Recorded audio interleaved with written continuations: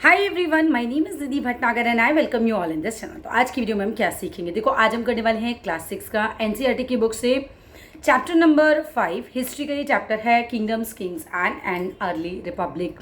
Chapter ना बहुत ध्यान से समझना है, इसमें काफ़ी सारे पॉइंट्स ऐसे आएंगे जो कि आपको याद करने पड़ेंगे और अगर समझ नहीं आए तो याद नहीं होने वाले हैं, इसलिए चैप्टर को बहुत ध्यान से पढ़िए, अपने हाथ में अपनी बुक रखिए एंड देन फिर इसको स्टार्ट कीजिए। तो चलिए शुरू करते हैं हम अपने चैप्टर को। इलेक्शन डे यानी कि आज जो है वो इलेक्शन का दिन है, यानी कि आज जो है लोग अपने लीडर्स को चुनने वाले हैं। और इलेक्शन डे पे हम क्या करते हैं, हम वोट डालते हैं और वोट में जो हमारे वोटों से जो जीतता है वो हमारा फिर लीडर बन जाता है। तो इलेक्शन डे से हमारा जो चैप्टर स्टार्ट होता है।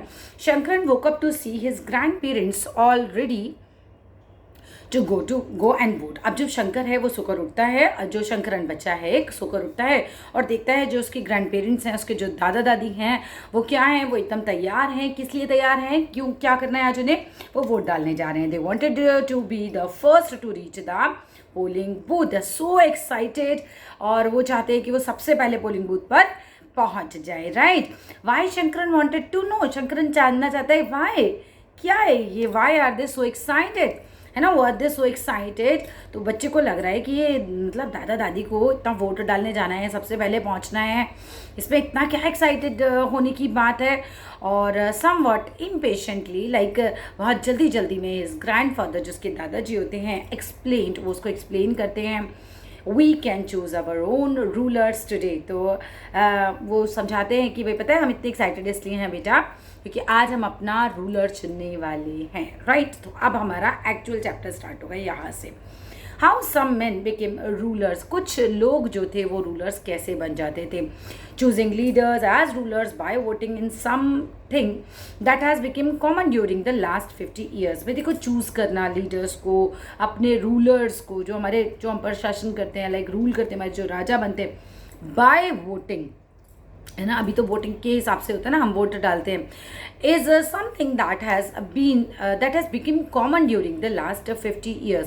लाइक वो 50 साल से पिछले ये कुछ कॉमन हो गया है कि हम जो है इस तरह से वोट डालते हैं और अपने लीडर को, अपने रूलर को चुन लेते हैं। How did man become rulers in the past, और पास्ट में, है ना, ये कैसे होता होगा, लोग कैसे चुनते होंगे, राजा कैसे चुने जाते होंगे, क्या होता होगा। Some of the rajas we read about in chapter 4, कुछ राजाओं के बारे में हमने किस में पढ़ा था, अपने चैप्टर 4 में पढ़ा था। ठीक है, और वर प्रोबेबली चूजन बाय द जना, हम ये कह सकते हैं कि जो हमने चैप्टर 4 में जिन कुछ राजाओं के बारे में पढ़ा था वो किसके द्वारा चूज किए गए होंगे, जना। अब जना किसको बोलते हैं, जन, जना मीन्स जन, जन मतलब लोग, जनगणना होती है, जनसंख्या होती है, राइट। तो जन वर्ड मतलब होता है लोग, the people. But around 3000 years को अगर हम बात करें, 3000 साल पहले की अगर हम बात करें, we find some changes taking place in the ways in which rajas were chosen. अब हम देखते हैं कि अभी देखो, अगर हम चैप्टर 4 के राजाओं की बात करें तो हम कह रहे हैं चलो इन्हें लोगों ने चुना होगा, ठीक है, ऐसे ये चुन लिए गए होंगे, कुछ ऐसे ही वोटिंग हुई होगी और चुन लिए गए होंगे, मतलब नॉर्मल है। बट 3000 साल पहले वी फाइंड सम चेंजेस, 3000 साल पहले की अगर हम बात करें तो हमें कुछ चेंजेस मिलते हैं, ठीक है, इन the ways in which the rajas were chosen. और किस चीज़ में चेंजेस मिलते हैं, उन तरीकों में जिस तरीके से राजा चुने जाते थे। मतलब इस तरीके से तो कम से कम नहीं चुने जाते थे, क्योंकि वो बोल रहे हैं कि चेंजेस मिले हैं, तो फिर कैसे चुने जाते होंगे। Some man now became recognise as rajas, कुछ जो आदमी हैं वो राजा के रूप में रिकग्नाइज कराते थे अपने आप को बाय परफॉर्मिंग, क्या, वेरी बिग सेक्रीफाइस, एक बहुत बड़ा जो है वो सेक्रीफाइस करते थे। सेक्रीफाइसेस में क्या होता है बेटा, एक बहुत बड़ा पूजन समझ लो आप, बहुत बड़ा यज्ञ आयोजन समझ लो आप, ठीक है। तो ऐसे हुआ करता था। द अश्वमेधा और हॉर्स सेक्रीफाइस, एक अश्वमेध यज्ञ होता था और हम उसको हॉर्स सेक्रीफाइस भी बोलते हैं। बस वन ऑफ सच रिचुअल, एक उनमें से एक रिचुअल है जिसके द्वारा जो है हम राजा को चुनेंगे या ये मानेंगे कि ये सबसे सुप्रीम पावर है, आप ये जो है हम पर रूल कर सकती है।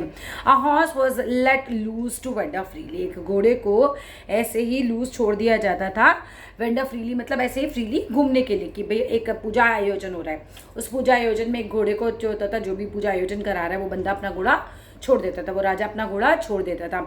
अब ये घोड़ा क्या करता था, बेसिकली यहाँ से बाद में पढ़ूंगी, पहले बता ही देती हूँ कि घोड़ा क्या होता था, जगह जगह जाता था, ठीक है, अलग अलग राज्य में जाता था। अगर वहाँ का राजा जो होता था, क्योंकि घोड़े के साथ ना कुछ लोग भी जाते थे राजा के, ठीक है, अगर उस जगह का, उस राज्य का राजा जहाँ पर ये घोड़ा जा रहा है रोक ले उसे, है ना, वहाँ के आदमी रोक ले इस घोड़े को या वो राजा रोक दे उस घोड़े को, तो उस जगह के राजा को, जो राजा पूजन करा रहा है, जिसका घोड़ा है, उससे युद्ध करना पड़ेगा। हार गए तो आपको ओब्वियसली फिर तो आप हार ही गए। अगर आपने उस घोड़े को अपने राज्य में से निकलने दिया तो फिर ये मान लिया जाता है कि आपने उसकी पावर को सुप्रीम मान लिया, यानी अपने से ऊपर मान लिया। आपने मान लिया कि अब आप उसके नीचे हैं, राइट। अब आप उसको अपना राजा मानेंगे, या मतलब आप ये मान के चलेंगे कि आप वो आपसे बड़ी पावर है, ठीक है। अब चलो लाइन बाय लाइन लेते हैं। द अश्वमेधा और horse sacrifice one such ritual. अश्वमेध और हॉर्स सेक्रीफाइस इन्हीं में से एक रिचुअल होता था। A horse was let loose to wander freely. एक हॉर्स को छोड़ दिया जाता था ऐसे ही घूमने के लिए freely, and it was guarded by the rajas man. और उस घोड़े को गार्ड कौन करता था, कौन जाता था उस घोड़े के साथ, कुछ राजा के आदमी साथ जाया करते थे। If the horse wandered into the kingdoms of other rajas, अगर जो घोड़ा होता था ये घूमता था, ठीक है, कहीं पे भी दूसरे राजाओं के में, एंड दे स्टॉप्ड इट, और वो उसको रोक देते थे, तो दे हैड टू फाइट, तो उन राजाओं को इस राजा से जिसका घोड़ा है उससे फाइट करनी पड़ती थी। It mean that they had accepted. अच्छा, अगर क्या होता था, if they allowed the horse to pass, अगर वो अलाउ कर देते हॉर्स को पास होने के लिए, ये ठीक है, अगर वो जाने दे रहे, तो इट मीन इसका मतलब क्या होता था, that they had accepted that the raja who wanted to perform the sacrifice was stronger than stronger than them. तो वो ये मान लेते थे कि ये राजा जो है वो स्ट्रॉन्गर है हमसे, राइट। अगर हम जाने दे रहे हैं तो हम ये मान रहे हैं कि अपने को पंगा नहीं चाहिए, हमें इस राजा से झगड़ा नहीं करना है, ठीक है भैया, आप हमसे स्ट्रॉन्गर हैं, ठीक है। चलो आगे आते हैं। These rajas were then invited to the sacrifice. अब जो राजा ये मान लेते थे कि ना ये हमसे जो है बड़े पावर है, सुप्रीम पावर है, तो उन राजाओं को, जहाँ से घोड़ा गुजर के निकल गया, उस जगह के राजाओं को फिर इन्वाइट किया जाता था इस सेक्रीफाइस में, इस पूजा में, which was performed by specially trained priest. और ये जो पूजा होती थी इसको कौन परफॉर्म करता था, ऑब्वियसली बात है आज भी पंडित तो लोग ही, पुरोहित लोग ही जो है पूजाओं को परफॉर्म करते हैं, तो उस समय भी पंडित जो थे, पुरोहित जो थे, वही लोग जो थे इन पूजाओं को परफॉर्म कर रहे थे, ठीक है। Who were rewarded with the gifts, और उनको क्या क्या क्या मिलता था, ये पूजा करने के बदले इनको गिफ्ट्स दिया करते थे, राजा वाजा जो भी होते थे उनको गिफ्ट्स दिया करते थे। The raja who organised this sacrifice, जो राजा ऑर्गेनाइज करता था इस सेक्रीफाइस को, इस आयोजन को, इस पूजन को, was recognised as being very powerful. और उसको क्या कहा जाता था, क्या मानते थे लोग उसको कि ये बहुत ज़्यादा पावरफुल है, ठीक है, इसने इतना बड़ा सेक्रीफाइस, इतनी बड़ी पूजा का आयोजन किया है, इसने अपना घोड़ा भेजा है, घोड़े को स्टॉप करेगा तो फाइट करनी पड़ेगी, घोड़े को जाने दोगे तो मानना पड़ेगा कि आपसे सुप्रीम पावर है। तो उस राजा को बहुत ही पावरफुल मान लिया जाता था। And all those who came, history है ना, सेकेंड फॉर्म आएगी, ऑल दोज हु केम, जो आते थे, ब्रॉट गिफ्ट फॉर हिम, उस राजा के लिए गिफ्ट लाया करते थे। तो पुजारी को भी गिफ्ट मिलता था, राजा को भी गिफ्ट मिलता था। The Raja was a central figure in these rituals. जो राजा होता था वो इन रिचुअल्स में, इन पूजन में क्या होता था, सेंट्रल फिगर। क्यों? क्योंकि ऑब्वियसली बात है कि वही आयोजन करा रहा है, और वो आयोजन करा ही इसलिए रहा है क्योंकि वो चाहता है कि उसको सुप्रीम पावर माना जाए, राइट। तो वो सेंट्रल फिगर होता था इन रिचुअल्स का। ही often had a special seat, और उस राजा की एकदम एक स्पेशल सीट होती थी, एक थ्रोन, यानी कि हम मान सकते हैं कि कोई राज सिंहासन होगा, और एक टाइगर स्किन पर उसको बिठाया जाता था। चीते की जो खाल होती है उस पर उसको, बाघ की खाल हम बोल सकते हैं, उस पर बिठाया जाता था, या तो राज सिंहासन पे या फिर बाघ की खाल पे उसको बिठाया जाता था। हिज चैरिटर, जो उसका सारथी होता था, जिसका घोड़ा, उसका रथ चलाता था, एक तरीके से कहना चाहिए रथ चलाता था, एक तरीके से सारथी, who was is companion. Obviously बात है कि राजा रथों पर बैठ के जाया करता था, तो जो सारथी होगा वो उसका कंपेनियन होगा, उसका साथी होगा। हर जगह राजा रथ पे जा रहा है तो हर जगह सारथी भी उसके साथ साथ जाता था। कहाँ पर की बात करें लेकिन, companion in the battle field, युद्ध के मैदान में जो सारथी होता था वो क्या होता था, एंड विटनेस्ड होता था हिज एक्सप्लॉइट्स का, जो भी राजा के कारनामे होते थे वो उसका विटनेस होता था। देखो बात समझो, राजा है, राजा जब युद्ध करने जाएगा तो किस पे बैठ के जाएगा, रथ पे बैठ के जाएगा। रथ पे बैठ के जाएगा तो रथ कौन चलाएगा, उसका चैरिटर, उसका सारथी। अब सारथी ने सब कुछ देखा है युद्ध में, किस तरह से, किस महानता के साथ, किस वीरता के साथ, कितने शौर्य के साथ ये जो राजा है ये युद्ध कर रहा है। जब ये इसको देखता था तो क्या करता था, chanted tales of his glory. अब जब ये पूजा होती थी तो जो सारथी होता था तो राजा के बारे में बताता था कि क्या महानता से हमारे राजा ने जो है युद्ध किया, ऐसा किया, वैसा किया, इसकी ग्लोरी के लिए चैंट करता था, बोले तो लोगों को बताता था, राइट। अब हिज रिलेटिव्स, जो राजा के रिलेटिव्स होते थे जो ये पूजन करा रहे हैं, स्पेशली हिज वाइफ्स, उसके जो पत्नी है, क्योंकि राजा की वाइफ्स होती थी, पत्नियाँ होती थी। आज तो एक ही होती है सबकी, लेकिन उस ज़माने में 3 पत्नी, 4 पत्नी, 2 पत्नी रखने का रिवाज ही था। तो राजा की जो पत्नियाँ होती थी, उसके जो बेटे होते थे, had to perform a variety of minor rituals, उनको भी परफॉर्म करने पड़ते थे, कुछ छोटे मोटे रिचुअल्स वो परफॉर्म करते थे। The other rajas were simply spectators, जो बाकी के राजा होते थे वो केवल स्पेक्टेटर्स होते थे, मतलब बाकी के राजा जो होते थे वो केवल देखते थे आके पूजा को। हु हैड टू सिट, उनको क्या करना पड़ता था, बस बैठना पड़ता था, and watch the performance of the sacrifice.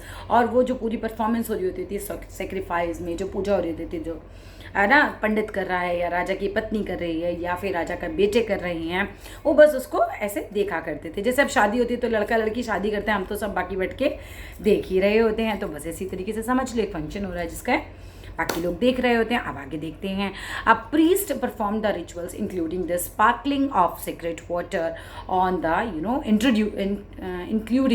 Including the sparkling of secret water on the king. अब पुरोहित जी कैसे शुरू करते थे, वो कहते हैं ना ऐसे ऐसे करके पानी का छिड़काव करते हैं पवित्र जल का राजा के ऊपर, राजा को पवित्र करते हैं, फिर पूजा ऐसे स्टार्ट होती थी।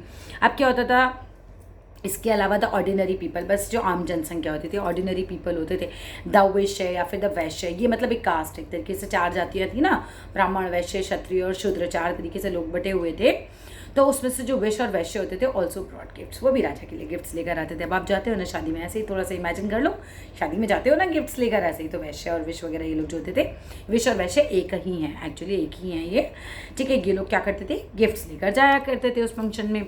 अब however some such as those who were regarded as shudras by the priest were excluded from many rituals। हाँ, लेकिन जो शूद्र होते थे, 4 भागों में जातियाँ हैं कि ब्राह्मण, वैश्य, क्षत्रिय और शूद्र, ठीक है। अब जो वैश्य होते थे उनको तो जाने का था, आराम से अलाउड थे, वो गिफ्ट वगैरह लेके जाते थे, लेकिन जो शूद्र थे दे वर नॉट अलाउड, उनको अलाउड नहीं था वहाँ पे उस पूजा में आना, ठीक है। प्रिस्ट उनको अलाउ नहीं करते थे, वो एक्सक्लूडेड थे फ्रॉम मेनी रिचुअल्स, ठीक है, उनको बिल्कुल अलग रखा जाता था बहुत सारे ऐसे रिचुअल्स से। Make a list of all those who would be present at the sacrifice. अब आपको लिस्ट बनानी है उन सभी की जो प्रेजेंट होते थे सेक्रीफाइस में। अभी कौन कौन प्रेजेंट है, राजा प्रेजेंट है, पुजारी प्रेजेंट है, राजा की बीवी प्रेजेंट है, अलग अलग जगहों के राजा प्रेजेंट है, राजा के बेटे प्रेजेंट है, वैश्य और जिनको हम बोल रहे हैं वैश्य वो लोग भी प्रेजेंट हो सकते हैं, पंचुद्र प्रेजेंट नहीं हो सकते। अब बात करते हैं वर्ण। अभी हमने बात करी कि ऊपर वैश्य की बात करी, हमने शूद्र की बात करी, तो ये क्या है, ठीक है। तो ये वर्ण, हमने 4 वर्ण बात करेंगे अब हम। वी हैव मेनी बुक्स, हमारे पास बहुत सारी किताबें that were compose in north India, जो कि कंपोज की गई, जो कि लिखी गई कहाँ पर, नॉर्थ इंडिया में, ठीक है, specially in the areas trend bye the Ganga. और बेसिकली अगर हम बात करें तो किस नॉर्थ के कौन से इलाकों की हम बात कर रहे हैं, जहाँ पर गंगा नदी बहती है, यहाँ पर जहाँ पर यमुना नदी बहती है, ठीक है, गंगा एंड यमुना दोनों का जिक्र है। उन जगहों पर जहाँ से गंगा या यमुना निकलती हैं, उन जगहों पर कुछ किताबें लिखी गई, ठीक है, ड्यूरिंग दिस पीरियड, किस पीरियड में, जिस पीरियड की अब हम बात कर रहे हैं, जिस समय राजा होते थे इस टाइप के, ठीक है। The areas drained by the Ganga and Yamuna during this period, these books are often called later Vedic. इनको बोलते थे लेटर वैदिक। लेटर वैदिक क्यों, क्योंकि ये वेदों के बाद लिखी गई होगी, जो ऋग्वेद के बाद लिखी गई, because they were composed after the Rigveda. जो किताबें, जो ग्रंथ है ना, जो किताबें या जो ग्रंथ ऋग्वेद के बाद लिखे गए, उनको बोला गया लेटर वैदिक। बिल्कुल समझ में आ गया अच्छे से, because they were composed after the Rigveda, about which you learn in chapter 4। Rigveda के बारे में आपने चैप्टर 4 में पढ़ा ही होगा, as well as other books. अब ये कौन कौन सी थी, these includes the Samaveda. Rigveda के बाद क्या लिखा गया, सामवेद, यजुर्वेद है ना, अथर्ववेद, और इसके अलावा as well as other books. तो चाहे सामवेद की बात करो, चाहे यजुर्वेद की बात करो, चाहे अथर्ववेद की बात करो या अदर बुक्स की बात करो, किसी की भी बात करो, इनको लेटर वैदिक बुक्स ही बोला जाता है। क्यों, क्योंकि ये ऋग्वेद के बाद लिखी गई थी। आगे आ जाते हैं। अब these were composed bye a priest, ये कंपोज किसके द्वारा की गई थी, पुरोहितों के द्वारा, जो पुजारी वगैरह होते थे उनके द्वारा, and described how rituals were to be performed. और ये किताबें डिस्क्राइब करते हैं कि किस तरीके से रिचुअल्स जो होते हैं, पूजा पाठ जो होते हैं, इनको कंपोज किया जाए, ठीक है, किस तरीके से पूजा पाठ किए जाएँ। They also contain the rules about society, इसके अंदर रूल्स भी होते हैं सोसाइटी के लिए, ठीक है। There were several different groups in the society at this time. अब इस समय की अगर हम बात करें तो सोसाइटी में बहुत अलग अलग जो हैं वो ग्रुप्स होते थे, ठीक है, सेवरल डिफरेंट ग्रुप्स होते थे सोसाइटी में eight this time. Priest and warriors, farmers, herders, traders and craft persons. अब कौन कौन से ग्रुप होते थे इस ज़माने में, इस ज़माने में कौन कौन होते थे, प्रीस्ट यानी कि पुरोहित, जो पंडित जी वगैरह होते थे वो होते थे। वॉरियर्स यानी कि जो योद्धा होते थे वो होते थे, युद्ध बहुत होते थे उस समय, ठीक है। और फार्मर्स मतलब किसान वगैरह होते थे, हर्डर्स होते थे, ट्रेडर्स होते थे। हर्डर्स कौन होते हैं, एक एक करके बता के चलती हूँ। पशुपालक, जो पशुओं को पालते थे, ठीक है। ट्रेडर्स कौन होते हैं, व्यापारी, ठीक है, जो व्यापार वगैरह करते थे वो होते थे। क्राफ्ट पर्सन्स होते थे, जो कि शिल्पकार, जो कि क्राफ्ट के लाइक कुछ भी क्राफ्ट का सामान आप बना रहे हो तो वो होते थे। लेबरर्स, श्रमिक, हर जगह चाहिए सामान उठाने के लिए, ढोने के लिए, बहुत सारे काम, खेतों में काम करने के लिए श्रमिक होते थे। तो इस तरह की कैटेगरी में लोग बटे हुए थे। अब आते हैं लेबर, फिशिंग फॉक होते थे। फिशिंग फॉक कौन होते हैं, जो कि मछलियाँ पालते हैं। एंड फॉरेस्ट पीपल होते थे, जो लोग जंगल वगैरह में रहते थे। तो ये सारी कैटेगरी के लोग उस ज़माने में हुआ करते थे। Others including many herders, craft person, labourers, fishing folk and hunter and gatherers were poor. अच्छा, कुछ लोग बताएंगे कि रिच होते थे और कुछ पुअर होते थे। अब कौन से रिच होते थे, ध्यान से समझ लो।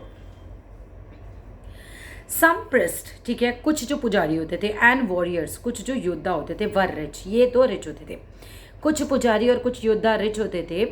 As were some farmers and traders, और ऐसे ही कुछ फार्मर्स होते थे और कुछ ट्रेडर्स होते थे, यानी कि कुछ किसान होते थे और कुछ व्यापारी होते थे, ये भी रिच हुआ करते थे। अदर्स इंक्लूडिंग मेनी हार्डर्स, इनके अलावा बात करो तो जिसमें हम इंक्लूड कर सकते हैं हार्डर्स को। हार्डर्स कौन हो गए, पशुपालक, जो पशुओं को पालते हैं।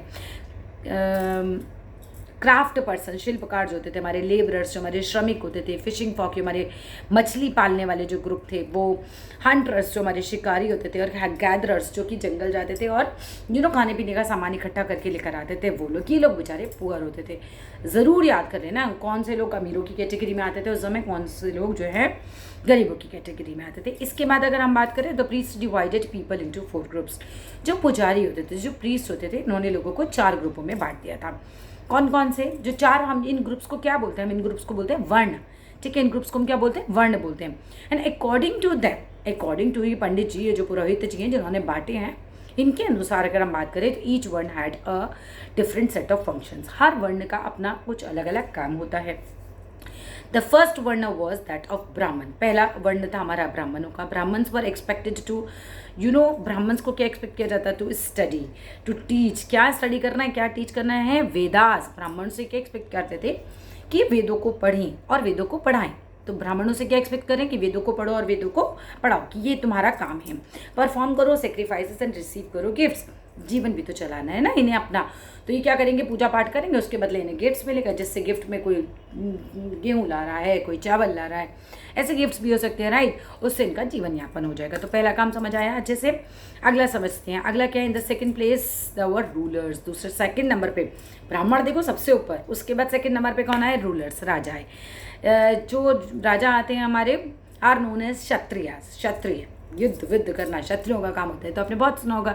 तो राजा आते थे क्षत्रियस की कैटेगरी में। They were expected to fight battles.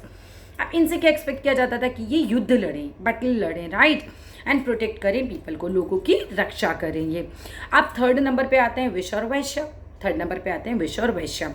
They were expected to be farmers और हर्डर्स। इनसे क्या एक्सपेक्ट किया जाता था कि ये क्या बन जाए भाई, विश्व और वैश्य बन जाए। फार्मर्स यानी कि किसान, हर्डर्स यानी कि जो पशुपालक होते हैं वो बन जाए, और ट्रेडर्स, ठीक है। ये सब मतलब एक तरीके से वैश्य और विश्व में जो होते थे, ये एक्सपेक्ट किया जाता था कि ये लोग कौन होंगे, जो किसान होंगे या जो पशुपालक होंगे या जो व्यापारी होंगे, वो इस कैटेगरी में होंगे।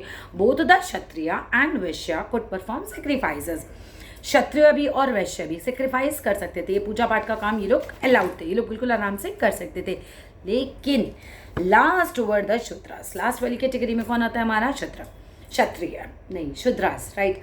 ब्राह्मण, वैश्य नहीं, ब्राह्मण, क्षत्रिय, फिर वैश्य, और फिर आप चौथे नंबर पे आ रहे Shudra. Who had to serve the other 3 groups. उनको क्या करना पड़ता था, इनको दूसरे ग्रुप्स को जो है उनको सर्व करना पड़ता था। उनको सर्व करने का मतलब क्या हो गया कि उनकी सेवा करनी पड़ती थी एक तरीके से। And could not perform any rituals. और ये कोई भी रिचुअल परफॉर्म करना इन्हें अलाउड ही नहीं था। मतलब एक्चुअली ना ये ऐसे काम करते थे जिसको कहते हैं कि करने के बाद हमें मत छुओ, हमारे साथ मत बैठो। आगे बताएंगे। Often women were also grouped with the Shudras. बहुत गलत बात है। स्त्रियों को भी उस समय शूद्रास की कैटेगरी में रखा गया था, अर्थात औरतों को भी अधिकार नहीं था कि वो इस तरह की चीज़ें परफॉर्म कर पाएँ, पूजा पाठ वगैरह, राइट। उनको भी जो है शूद्र माना गया था। The priest also said. जो प्रीस्ट थे, नहीं, both women and Shudras were not allowed to study the Vedas. अच्छा, पूजा पाठ की बात नहीं कर रहे, वो कह रहे हैं स्टडी नहीं कर सकते थे वेदास की। शूद्र को, नॉर्मल बात पर समझो, शूद्र को, जो शूद्र थे, बेसिकली जो शूद्र थे, ठीक है, उनको पूजा करने का अधिकार नहीं दिया गया था। पूजा में मतलब इस तरह के जो रिचुअल्स होते हैं उन्हें परफॉर्म वो नहीं कर सकते थे, राइट। औरतों को भी शूद्र की कैटेगरी में रखा गया। और औरतों को कौन से अधिकार नहीं दिए गए यहाँ पर? स्टडी करने के, वेद स्टडी करने के अधिकार नहीं दिए गए थे। ठीक है, क्लियर है यहाँ तक बात? अब आओ, द प्रीस्ट ऑल्सो सेड, जो प्रिस्ट होते थे, जो पुजारी होते थे, पुरोहित होते थे, उन्होंने क्या कहा? That these groups were decided on the basis of the birth, कि हाँ ये जो ग्रुप है, ये जो हम ग्रुप डिसाइड कर रहे हैं, किसके बेस पे कर रहे हैं? हम ये डिसाइड कर रहे हैं on the basis of birth, जन्म के आधार पर। आपके पिताजी ब्राह्मण तो फिर आप भी ब्राह्मण, आपके पिताजी क्षत्रिय तो फिर आप भी क्षत्रिय। हम इसके बेस पर इस चीज़ को डिफाइन करें। For example, if one's father and a mother were Brahmins, अगर माता या पिता ब्राह्मण हैं, and one would automatically become a Brahmin, तो इंसान जो है वो ऑटोमेटिकली ब्राह्मण बन जाता है। And so on. Later they classified some people as untouchables, धीरे धीरे उन्होंने कुछ लोगों को अनटचेबल्स बोलना शुरू कर दिया। These included some craft persons. Untouchables में कौन आते हैं? कुछ क्राफ्ट पर्सन्स, हंटर्स, गैदरर्स, ये अनटचेबल्स में आ जाते थे। As well as people who helped perform burials and cremations. इनके अलावा कुछ ऐसे लोग भी जो कि परफॉर्म करते हैं ब्यूरल्स, मतलब क्या होता है? दफनाने का काम, है ना। जो दफन करते हैं, किसको दफन करा? जो मर गया उसको दफन करने का काम करते हैं। या क्रिमिनेशंस, लाइक मुसलमानों में दफनाया जा रहा है या क्रिश्चियंस में दफनाया जाता है, हिंदुओं में जलाया जाता है। तो जो दफनाने का काम कर रहे हैं, जो जलाने का काम कर रहे हैं, उनको क्या मान लिया गया? उनको मान लिया गया कि ये शुद्र हैं, अछूत हैं, ये हमारे पूजा पाठ ऐसे कार्यक्रम को ना ये करेंगे और ना इनको उसमें आने का अधिकार है, राइट। मेनी पीपल, अच्छा क्या मानते थे? The priest said that contact with these groups were polluting, और उनका मानना था कि इस तरह के लोगों के साथ अगर हम कॉन्टैक्ट करते हैं तो वो हमें पॉल्यूट कर देंगे, राइट, वो हमें गंदा कर देंगे। ठीक है। Many people did not accept the system of varna lay down by the ब्राह्मण। बहुत सारे लोग बोलते थे कि नहीं, आपने को तो नहीं मानना, ये तो गलत बात है, ऐसा थोड़ी होता है।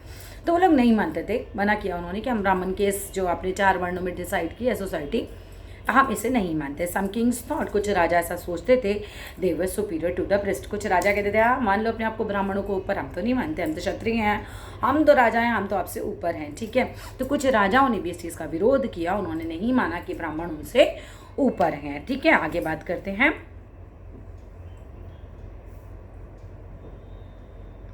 अदर्स बिलोंग्ड टू, अच्छा बिसाइड्स अदर्स फेल्ट, अच्छा कुछ लोग क्या महसूस करते थे, the birth could not be a base of deciding which varna people belong to. कुछ लोग ये मानते थे कि जो जन्म है वो नहीं डिसाइड कर सकता। किस चीज़ को नहीं डिसाइड कर सकता? कि लोग जो हैं वो इस सोसाइटी के इस ग्रुप का पार्ट बनेंगे, जन्म से नहीं डिसाइड होना चाहिए। वो कहते थे कर्म से डिसाइड करो, जन्म से क्यों डिसाइड करना है। Could not be the base of deciding to which varna people belong to beside. Some felt, कुछ लोग और क्या महसूस करते थे बाकी के, that there should be a differences there should be differences amongst people based on occupation, कि भाई काम के आधार पर डिफरेंस होना चाहिए इंस्टेड ऑफ हम उनकी जात के आधार पर डिफरेंस कर रहे हैं। कुछ लोगों ने माना। ठीक है, तो अलग अलग लोग अलग अलग व्यूज़, ब्राह्मणों ने 4 वर्ण डिसाइड कर दिए, बोला ऐसे मानो। कुछ राजा बोले हम नहीं मानेंगे। कुछ और लोग बोले कि जन्म के आधार पर बोलना गलत है। कुछ और लोग क्या बोलते हैं कि कर्म के आधार अर्थात काम ऑक्यूपेशन के आधार पर आप मानिए, जन्म के आधार पर मानना नहीं चाहिए। राइट, तो अलग अलग लोग अलग अलग विचार आगे आते हैं। एंड अदर्स कंडम्ड, कुछ लोगों ने तो क्या किया, कंडम कर दिया, बिल्कुल निंदा कर दी। किस चीज़ की? द प्रैक्टिस ऑफ अनटचेबिलिटी, कि ये गलत बात है। जैसे गांधी जी ने कहा था ना, लेकिन गांधी जी इस ज़माने के नहीं है, उस ज़माने में भी अच्छे लोग होंगे। तो उस ज़माने में भी कुछ लोगों ने क्या कहा, अनटचेबिलिटी को बिल्कुल कंडम कर दिया कि नहीं, छुआछूत बिल्कुल नहीं होनी चाहिए। Also there were many areas, बहुत सारे areas in the subcontinent में, such as the north east की अगर हम बात करें, वह social and economic differences were very sharp, जहाँ पर सोशल और इकोनॉमिक डिफरेंसेस जो थे बहुत ज़्यादा दे वर नॉट वेरी शार्प। अच्छा, बहुत ज़्यादा शार्प नहीं थे। अगर हम बात करें कहाँ बहुत ज़्यादा शार्प नहीं थे, अर्थात ये कि कहाँ के लोग जो थे वो इतना ये ऊंच नीच, भेदभाव, छूना ना छूना ये सब नहीं मानते थे। वो थे लोग कदर के। नॉर्थ ईस्ट में ये सब बहुत ज़्यादा नहीं था। सब कॉन्टिनेंट के हमारे सब कॉन्टिनेंट के नॉर्थ ईस्ट में ये सब चीज़ें उतनी ज़्यादा हावी नहीं थी। where social and economic differences were not very sharp and where the influence of the priest were limited। वहाँ पर जो पुरोहित थे उनका जो प्रभाव था वो काफ़ी लिमिटेड था। उनका प्रभाव लिमिटेड था तभी तो, क्योंकि वहीं से तो ये रस्म बढ़ रही है कि ये शूद्र हैं, ये वैश्य हैं, हम ब्राह्मण हैं, तो वो लोग उसको इतना ज़्यादा नहीं ध्यान देते थे। अब बात करते हैं हम जनपदास की बात करते हैं, तो हिंदी में बोलते हैं इस वर्ड को janapada, right. The raja who perform these big sacrifices were now recognised as being raja of janapadas rather their janas. देखो पहले क्या होता था, राजा मानते थे कि ये जो लोग हैं मैं उनका राजा हूँ, लेकिन अब द राजा हु परफॉर्म्ड, वो राजा जो परफॉर्म करता है दीज बिग सेक्रीफाइसेस को, इतने बड़े बड़े सेक्रीफाइसेस को, वर नाउ रिकॉग्नाइज्ड, अब उसको कैसा माना जाने लगा, as being raja of Janapadas, उसको पूरे जनपद का राजा माना जाने लगा, रादर देन जना, लोगों की जगह पूरे जनपद। अब जब आप बोलोगे कि जनपद क्या होता है, द वर्ड जनपदा लिटरली इसका मन होता है, मीन्स होता है लैंड, वो जगह वेयर द जना सेट इट्स फुट, जहाँ लोग अपने पैर रखते हैं, अर्थात जहाँ पर लोग सेटल डाउन होते हैं, जहाँ पर लोग रहते हैं, ठीक है। पहले बोला कि ये लोग जो हैं आप इनके राजा, अब आप क्या बोला गया कि आप इस पूरे एरिया का, जहाँ ये सारे लोग रहते हैं, आप इस पूरे एरिया के राजा हो, ठीक है। अब उसको एक बाउंड्री, एक लैंड से डिफाइन करने लगे कि इस लैंड के राजा कौन, ये जैसे हस्तिनापुर का राजा कौन, ऐसे। Some important janapadas are shown in map 4, कुछ इंपॉर्टेंट जनपद हैं जिन्हें मैप 4 में दिखाया गया। आर्कियोलॉजिस्ट हैव एक्सकेवेटेड, आर्कियोलॉजिस्ट ने खुदाई करी, नंबर ऑफ सेटलमेंट्स को निकाला, इन दीज जनपदास को देखा, है ना, उन्हें मिले, जैसे कि किसकी अगर हम बात करते हैं तो पुराना किला मिला दिल्ली का, राइट, ये भी एक जनपद होगा। हस्तिनापुर नियर मेरठ, ये भी एक जनपद होगा। एंड इसके अलावा मिला था हमें ये क्या है हमारा अतरंजीकेरा नियर एटा, अतरंजी खेड़ा है या अतरंजी खेड़ा जगह है नियर एटा, ठीक है, ये भी मिले थे। Last 2 are in Uttar Pradesh, last के 2 यानी कि जो हस्तिनापुर हुआ, अतरंजी खेड़ा हुआ, ये तो उत्तर प्रदेश में ही आ रहे, मेरठ और एटा ये उत्तर प्रदेश के हो गए, तो ये इनकी भी बात कर रहे हैं अपन। They found the people lived in huts, इन्होंने पाया कि वहाँ पर लोग कैसे रहते थे, हट्स में रहते थे।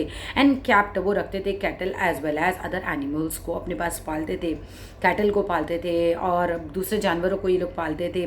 They also grew a variety of crops, ये लोग जो थे वो अलग अलग प्रकार की फसल भी उगाते थे, ये राइस उगाते थे, ये वीट गेहूँ उगाते थे, ये बारले यानी कि जौ उगाते थे, ये पल्सेस यानी कि दालें उगाते थे, ये शुगर केन यानी कि गन्ना उगाते थे, सेसम यानी कि तिल उगाते थे और मस्टर्ड यानी कि सरसों उगाते थे। जनपद समझ में आया। पहले क्या माना जाता था कि राजा इन लोगों का राजा है, फिर क्या माना गया कि जब जो भी ये पूजा सेक्रीफाइस वगैरह कराते थे, फिर ये माना गया कि ये राजा कौन, जहाँ पर जिस एरिया में सारे लोग रहते हैं, इस एरिया को कलेक्टिवली हम कह सकते हैं कि पूरा एक जनपद है और राजा इसका राजा है, इस पूरे जनपद का राजा है। जनपद के कुछ जो है हमें कहना चाहिए भाई, कुछ जनपद मिले, जैसे हमें मिला आर्कियोलॉजिस्ट को मिला, हमें नहीं मिला, आर्कियोलॉजिस्ट को मिला, क्या मिला, पुराना किला मिला दिल्ली का, हस्तिनापुर मिला नियर मेरठ, और क्या मिला, अतरंजी खेड़ा मिला नियर एटा का। फिर हमें बताया गया कि लोग कुछ जानवर भी पालते थे और ये कुछ क्रॉप्स भी उगाते थे। क्रॉप्स के नाम ध्यान से समझिए, राइस उगाते थे, वीट उगाते थे, बार्ले उगाते थे, पल्सेस उगाते थे, शुगर केन उगाते थे, सिजम उगाते थे और मस्टर्ड उगाते थे। दे मेड अर्थन पॉट्स, और ये लोग जो थे, जो जनपद के लोग थे, ये लोग मिट्टी के बर्तन भी बनाते थे। Some of these were grey in colour, ये कुछ बर्तन जो होते थे ये ग्रे कलर के होते थे। अदर्स वर रेड, कुछ दूसरे बर्तन जो होते थे वो लाल रंग के होते थे। One special type of pottery की बात अगर हम फाउंड करें, देखें, जो पाए जाते थे at these sites are known as painted grey ware, right, painted grey ware बर्तन को बोल रहे हैं, ठीक है, पेंटेड ग्रेवेयर। अब एज इज ओबियस, अगर हम बात करें तो बहुत ही ओबियस सी बात है कि फ्रॉम द नेम ही हम समझ सकते हैं कि these grey pots had painted design, skin के ऊपर कुछ डिजाइन पेंट होते होंगे, यूजुअली सिंपल लाइन्स या फिर ज्योमेट्रिकल जो पैटर्न है वो इस पर बनाए जाते थे। महाजनपद की अगर हम बात करते हैं तो अबाउट 2500 ईयर्स एगो की बात है। सम जनपदास बिकेम मोर इंपॉर्टेंट, कुछ जनपद जो थे वो ज़्यादा इंपॉर्टेंट बन गए अदर जनपद के मुकाबले, एंड वर नोन एज महाजनपद। देखो जनपद जनपद जनपद बने, कुछ जनपद जो थे वो बहुत ज़्यादा फेमस हो गए, तो फिर उन जगहों को महाजनपद कहा जाने लगा, right. Some of these are shown in map 4, कुछ जो हैं वो मैप 4 में आपको शो किए गए। Most mahajanapadas had a capital cities, जो महाजनपद होते थे उनकी होती थी कैपिटल सिटी, राइट, उनकी राजधानी हुआ करती थी। And many of these were fortified, और ज़्यादातर ये जो राजधानियाँ होती थी ना, जो महाजनपद होते थे हम कह सकते हैं ये होते थे फोर्टिफाइड, मतलब इनकी किलेबंदी होती थी, पूरी बड़ी बड़ी दीवारें बनाते थे। क्यों? क्योंकि उस ज़माने में होता ये था कि राजा वाजा आक्रमण कर देते थे इधर एक दूसरे पर, तो फोर्टिफाइड कर देते थे इसको, पूरी दीवारें वगैरह बना लेते थे। Many of these were fortified, this means that huge walls of would बनती थी, ब्रिक ईंटों की वॉल्स बनती थी और स्टोन पत्थरों की वॉल बनती थी, were built around them, right, इनके आजू बाजू बनाया करते थे। इसके बाद अगर हम बात करते हैं, forest were probably built because sorry, forts were probably built because people were afraid of attacks. अब फोर्ट्स किले क्यों बनते थे, ऐसे किलेबंदी क्यों होती थी, क्यों होता था कि राजा अंदर है, पूरी प्रजा भी अंदर और बाहर से पूरी पूरी वॉल्स बनवा दी, क्यों बनती थी, क्योंकि पीपल यानी कि जो लोग होते थे वर अफ्रेड ऑफ अटैक्स, इन्हें बहुत डर लगता था कि इन पर अटैक ना हो जाए फ्रॉम अदर किंग्स के द्वारा, एंड नीडेड प्रोटेक्शन। इनको किसकी ज़रूरत होती थी, प्रोटेक्शन की ज़रूरत होती, अपनी प्रोटेक्शन की, है ना, डर ही नहीं लगेगा कि रात को सोए सुबह बाजू वाले ने अटैक कर दिया तो, राइट। तो इट इज़ ऑल्सो लाइकली, मतलब ऐसा लगता है that some rulers wanted to show how rich and powerful they were, you know, by building really large tall and impressive walls around the cities. अच्छा, ऐसा भी लगता है कि कुछ राजा होते हैं ना कि क्या, जैसे हम बोल सकते हैं कि दिखाने के लिए कि हाय हम कितने पावरफुल है ना, देखो हमने कितना बड़ा बड़ा किला बना रखा है, हमारी कितनी बड़ी बड़ी वॉल्स हैं, कितने इंप्रेसिव तरीके से हमने वॉल्स बनाई हैं, कितनी बड़ी बड़ी हमारी बिल्डिंग्स हैं, कितने बड़े बड़े हमारे शहर हैं। इस शो ऑफ के कारण भी शायद ऐसा करते होंगे, राइट। दोनों कारण आप लिख सकते हो, एक तो पीपल अटैक से डरते थे और दूसरा शो ऑफ। अब शो ऑफ वर्ड मत लिखते ना प्लीज़, एनसीईआरटी की लैंग्वेज लिखना। Also, in this way, the land and the people living inside the fortified area could be controlled more easily by the king. अब आप जानिए कि अगर बच्चे घर में होते हैं तो माता पिता के लिए आसान है उन्हें कुछ बताना, समझाना, उनके लिए कुछ करना। अगर ऐसे ही कहीं पे भी रह रहे होंगे तो थोड़ा मुश्किल होगा, तो ऐसे ही राजा उनके पिता के समान समझ लो। तो राजा के लिए भी बड़ा आसान था कि अगर फोर्टिफाइड एक किलेबंदी में पूरी जनता अंदर ही है तो उसको कंट्रोल करना या उसके लिए कुछ भी करना मतलब आसान होता है। ठीक है, आगे आ जाते हैं। आसानी से कह सकते हैं कि राजा उसको कंट्रोल कर पाता था जनता को। बिल्डिंग सच ह्यूज वॉल्स, इस तरह की इतनी बड़ी बड़ी वॉल्स बना के required a great deal of planning, मतलब बहुत इसको प्लानिंग की ज़रूरत होती है। इतने बड़े बड़े किले ऐसे ही तो नहीं बन गए होंगे, तो उनको बहुत ज़्यादा प्लानिंग की ज़रूरत लगती है।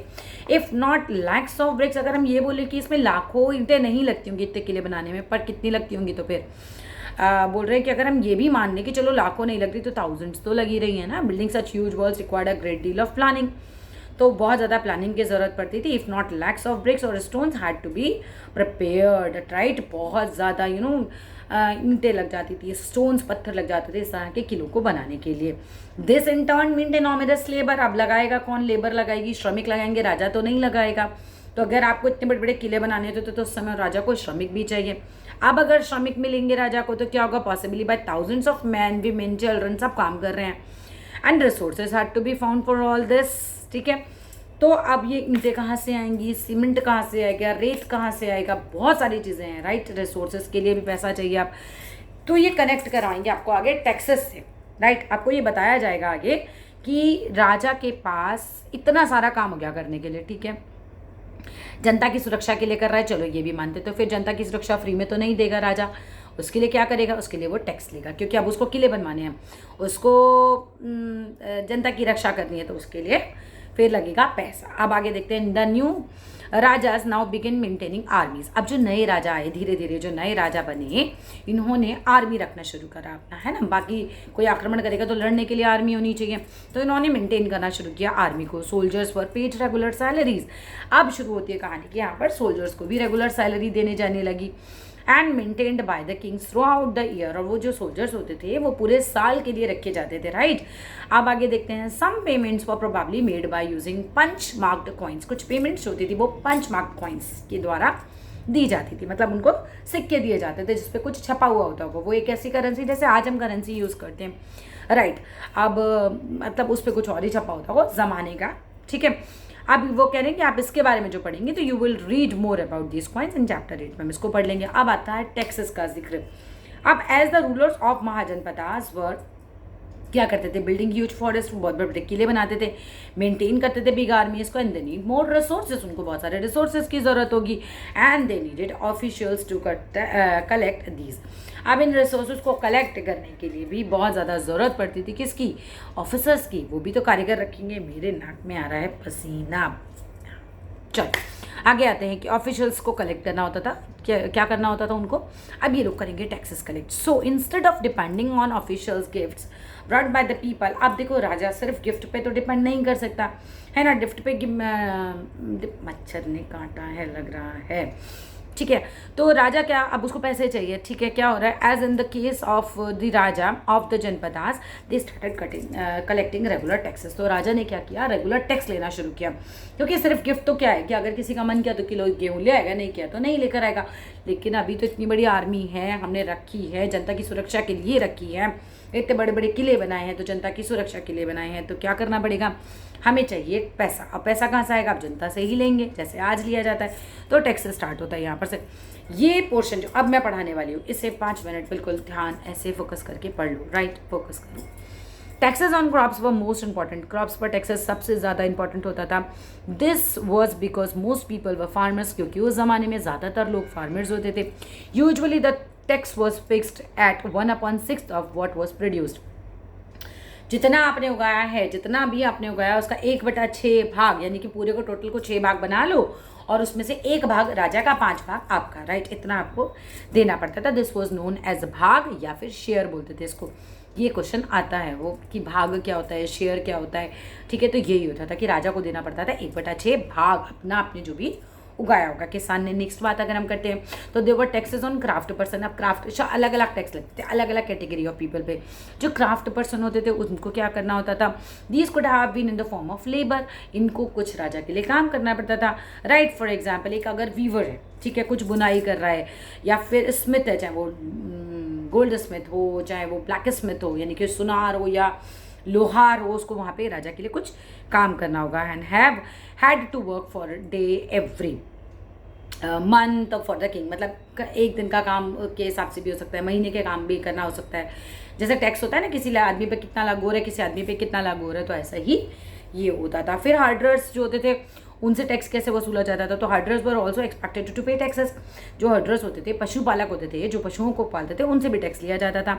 इन the form of animals and animal produce, in the form of animal और एनिमल प्रोड्यूस के फॉर्म में, यानी कि उनको राजा को क्या देना पड़ता था, या तो अपना जानवर देना पड़ता था, या जानवर से जो भी कोई चीज़ प्रोड्यूस हो रही है, लाइक दूध हो गया, अंडे हो गए, ऐसा मांस हो गया, वो देना पड़ता होगा। There were also taxes on goods that were brought and sold through trade. अब गुड्स पे है ना, इस पे भी टैक्स लगता था। एंड जो ट्रेडर होते थे वो इस पर टैक्स देते होंगे इस तरीके से। And hunter and gatherers also had to provide forest produce to raja. जो हंटर गैदरर्स होते थे, जो शिकारी होते थे, या जो संग्राहक होते थे, जो इकट्ठा करते थे, जंगल जाते थे ना, फल वल सब्जी वब्जी खाने पीने का जो भी तोड़ ताड़ के लाते थे, उनको गैदरर्स बोलते, राइट। तो उनको क्या करना पड़ता था, जो भी फॉरेस्ट से वो लेकर आए उसका कुछ शेयर राजा को देना पड़ता था। चलो आगे देखते हैं आप। Changes in agriculture. अब इसके बाद धीरे धीरे चेंज आता है एग्रीकल्चर में, खेती में भी काफ़ी बदलाव देखे जाते हैं सोसाइटी में। There were 2 major changes in agriculture. 2 होते हैं main changes around this time, इस समय के आसपास क्या होता है। One was the growing use of iron ploughshare. Important है, मार्क करो इसको, आयरन प्लोशेयर। आयरन प्लोशेयर का मतलब जो हल बनते हैं ना, आपने किसान को देखा होगा, पुरानी पिक्चरों में देख लेना अगर नहीं देखा है तो। हल चलाता है किसान खेत में, खेत जोतने के लिए, तो वो पहले लकड़ी के हुआ करते थे, आगे का जो पोर्शन होता था उसका।